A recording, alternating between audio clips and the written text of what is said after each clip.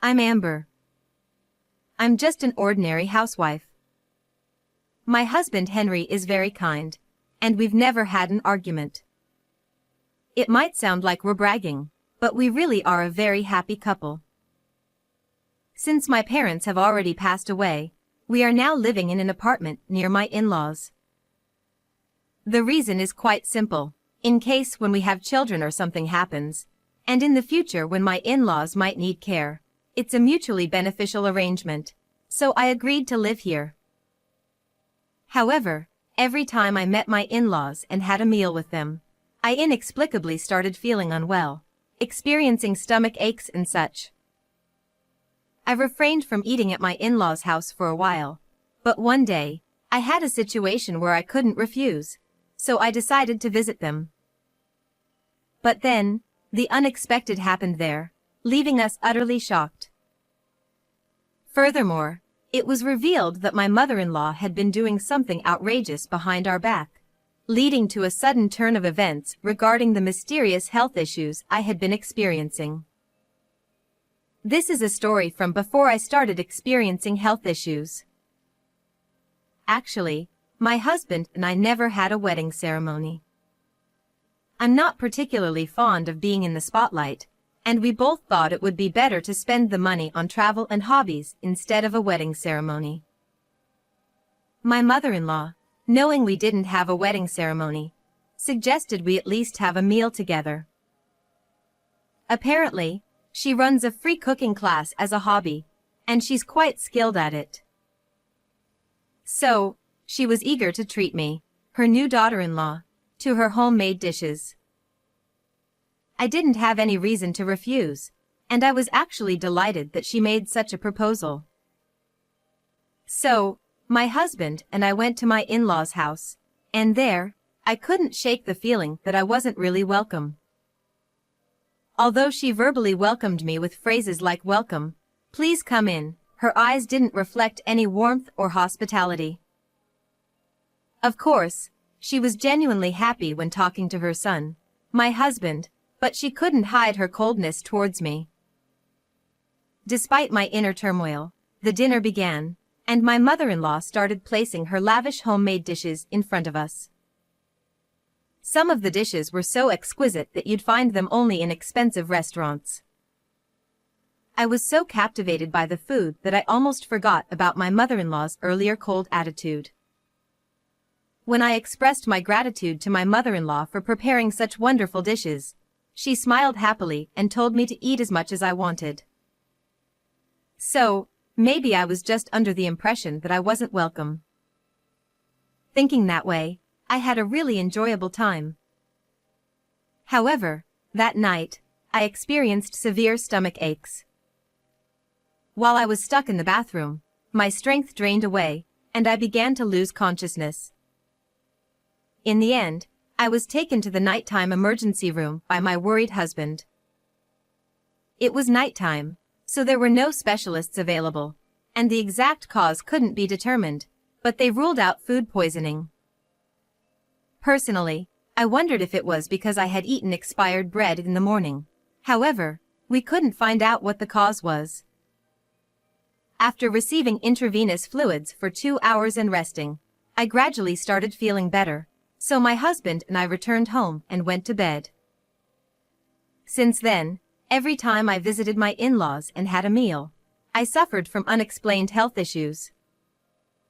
When I talked about this with a friend I hadn't seen in a while during lunch, she said that visiting in-laws could stress me out. She had actually experienced health issues due to bullying from her mother-in-law, and her symptoms improved after moving to an apartment further away from her in-laws. I never really thought that going to my in-laws' house was stressful, but perhaps somewhere in my heart, I might have felt that way without realizing it.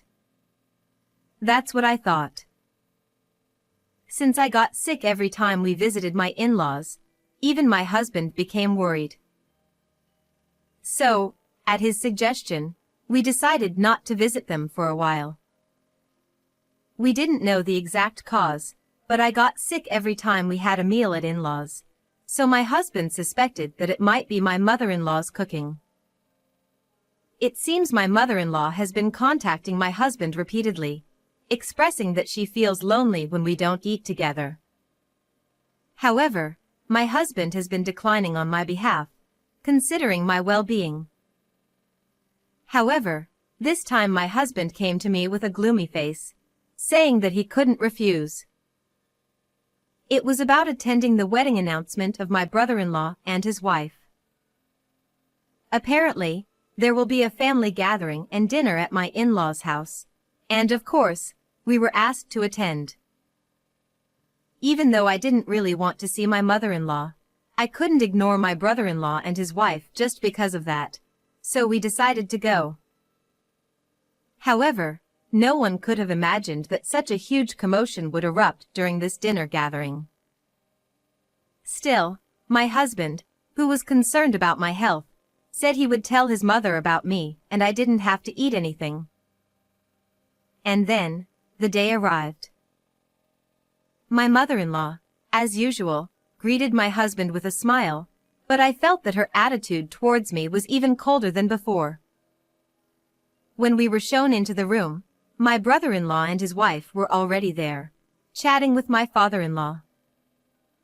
As my mother-in-law continued to serve her homemade dishes one after another, they looked as beautiful as ever and made you drool. No matter how many times I thought about it, I just couldn't figure out why I would get sick after eating such delicious-looking food. As soon as we sat down, my mother-in-law immediately urged me to eat. My husband quickly stepped in, saying, "Amber isn't feeling very well today." However, this didn't matter to my mother-in-law at all. She handed me a small plate of food and stared at me with a silent smile, as if saying, "You can eat at least this much, right?" I felt torn and didn't know what to do. Upon hearing my husband's comment, "Amber, thank you for coming even though you're not feeling well. We just wanted to say hello today, so if you start feeling unwell, please feel free to go home and rest." He was trying to protect me. It seemed my husband told my brother-in-law and his wife. They were aware of the situation, so they were on my side.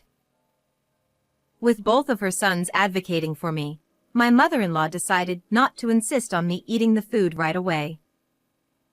"Well then, I'll pack some in a container for you. You can eat it later, and let me know what you think." I was wondering why she wanted me to eat her food so much, but I figured I could always make excuses later, so I just nodded. Then, as my mother-in-law got up to fetch the container, there was a loud crash from the kitchen. All of us turned our attention to the kitchen and there was my father-in-law clutching his stomach in pain. He hadn't even touched the food yet, so we didn't know what had caused it. In a panic, my mother-in-law rushed to support my father-in-law and asked him what was wrong. "My stomach. It hurts so much. I just ate some food in the kitchen before everyone arrived." With that, he collapsed. "No way. That was meant for Amber. But this isn't the time to worry about that. We need an ambulance." She frantically called for an ambulance, and then accompanied my father-in-law to the hospital. Left behind, we could only stand there in shock for a while, but one thing my mother-in-law said stuck with me. My father-in-law had eaten something that had been set aside specifically for me and then complained of severe stomach pain. This meant that there was some kind of secret hidden in that food. I got curious and then I stepped into the kitchen, a place my mother-in-law never allowed me to enter. What I saw there left me speechless. Finally, the cause of my unexplained health issues and my father-in-law's collapse became clear. I couldn't believe someone would do such a thing. Well, I won't go easy on her anymore. I'm ready. We each drove our own car to the hospital where my father-in-law was taken. After completing the check-in process, we headed straight to the hospital room, where we could hear voices from inside. One was my mother-in-law's, and the other was probably a male doctor. It sounded like my mother-in-law was being questioned about what had happened and why my father-in-law had collapsed like that. I've already said I don't know anything. We were just having a meal together when he suddenly collapsed. Are you sure? Whether it's spoiled food or expired items, anything you can think of. I've already told you, I don't know anything. Even when questioned by the doctor, my mother-in-law continued to insist that she didn't know anything. I took a deep breath and knocked on the door of the private room. My mother-in-law hurriedly came out, and as soon as she saw my face, she stammered, Oh, Amber, Henry. You're here. Dad will be fine, so why don't you go back home and have dinner? She seemed a bit flustered, so I grabbed the closing door and said with a smile, No, I have something to talk to you about. Behind me, there was my husband putting silent pressure on her, and my brother-in-law and his wife looking at her with scornful eyes, so she couldn't refuse outright. Fine. She reluctantly let us in. It seems that my father-in-law's condition has stabilized somewhat, as his complexion has improved, but the cause of his collapse is still unknown. The doctor told us, after arriving at the hospital, he was conscious for a while and went to the bathroom several times, but then he became severely dehydrated and lost consciousness completely. Well, you know, he's getting older, and he's been drinking nothing but beer lately. She tried to brush it off with a forced laugh. However, she realized that she couldn't deceive neither the doctor nor us, and fell silent, perhaps not to give herself away. Then, I looked straight into my mother-in-law's eyes and pulled something out of my bag, pointing it at her. When she saw it, her eyes widened, and she broke out in a cold sweat, and was clearly shaken. This is a laxative, isn't it? There were traces of it in powdered form. Can you explain? I said coldly, but my mother-in-law remained silent. Upon seeing it, the doctor said with a start, Ah, I see. It's quite common to suspect laxatives as the cause of continued diarrhea when it's not food poisoning or anything else. Then they did further examinations, and it was indeed confirmed that my father-in-law had ingested a large amount of laxatives. This caused his intestines to become hypersensitive, leading to frequent diarrhea and abdominal pain. This ultimately led to dehydration, as diagnosed by the doctors. No, it's not like that.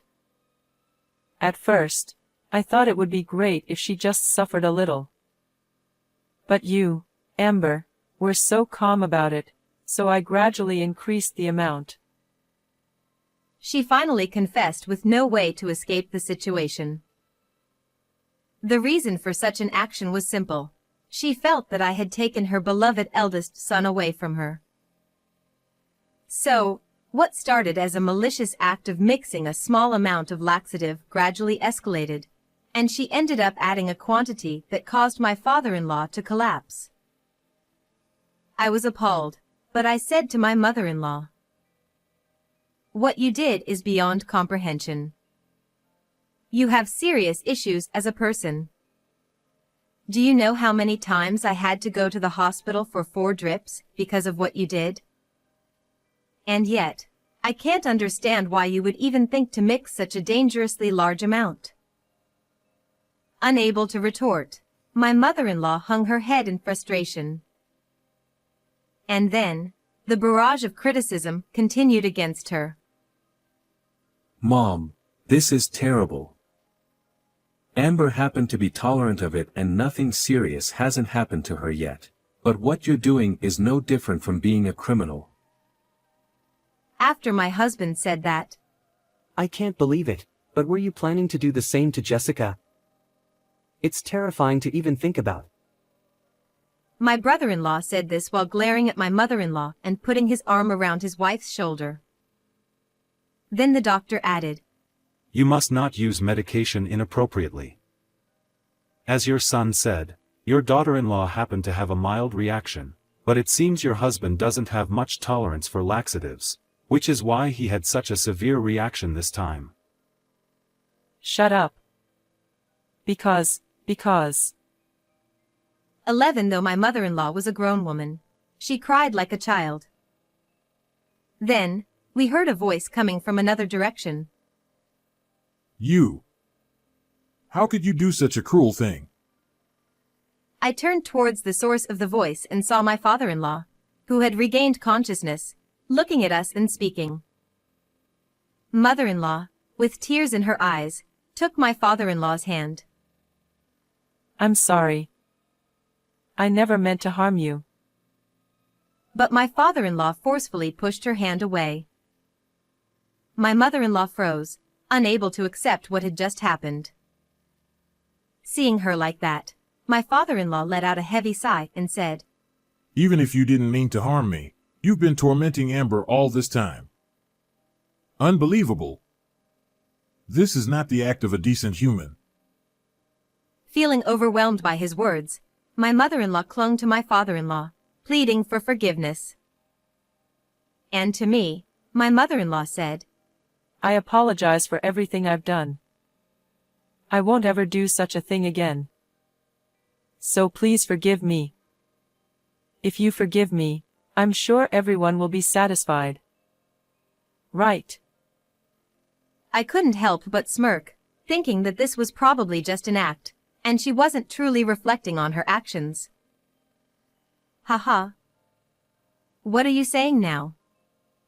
I can't forgive you. Do you have any idea? I said, and then my husband stood beside me and continued. Mom, stay away from Amber. Anyone who hurts my beloved wife isn't family to me. Henry. Rejected by her beloved son, my mother-in-law collapsed to her knees. Seeing this, my brother-in-law nodded in agreement. I don't want to be with someone who might harm Jessica either. From now on, I won't have anything to do with Mom. Realizing that her ugly jealousy had caused this situation, my mother-in-law kept crying and begging for forgiveness. However, no one said a word. We all just stood there, silently looking down at her. Thinking she could only rely on her husband now, my mother-in-law, seemingly forgetting that he had just pushed her away, cried out to him. Honey. You won't abandon your wife, will you? But my father-in-law, with a firm voice, shouted. No, I'm divorcing someone who would do such a thing. Hearing this, my mother-in-law was utterly shocked. It's time to go home. Dad, please get some more rest. We all nodded at my husband's words, said our goodbyes to my father-in-law, and left the room. While waiting for my husband to bring the car around to the entrance, I saw my mother-in-law running towards me, out of breath as if she had chased after me. Amber. Please, forgive me. I'm begging you. Seeing my mother-in-law's tear and snot-covered face, I responded, There's no reason for me to stay with someone who puts my life at risk. If I were to forgive you now, it wouldn't do you any good. At that moment, my husband pulled up in the car, so I got in and said, We won't meet again. Take care. With that cold farewell, my mother-in-law looked into the distance, tears streaming down her face, muttering something as she gazed up at the sky. Afterward, as promised, my father-in-law divorced my mother-in-law and moved out, and both my husband and brother-in-law cut ties with her. Until then, my father-in-law had been the one listed on the apartment lease and had been paying the rent, but now that he's gone, my mother-in-law has to pay the rent herself. However, as a homemaker who didn't know how to earn a living, my mother-in-law managed to make ends meet initially with some portion of the property settlement, but it quickly fell apart. She tried to monetize her cooking classes by reaching out to various people, but the recent scandal became gossip, and she lost all her students. Ultimately, unable to pay the rent, my mother-in-law was evicted from her home. It was then that she finally realized the severity of her situation and began to look for a job. However, without a place to live, finding a job proved to be quite challenging. Currently, she is said to be living on the streets.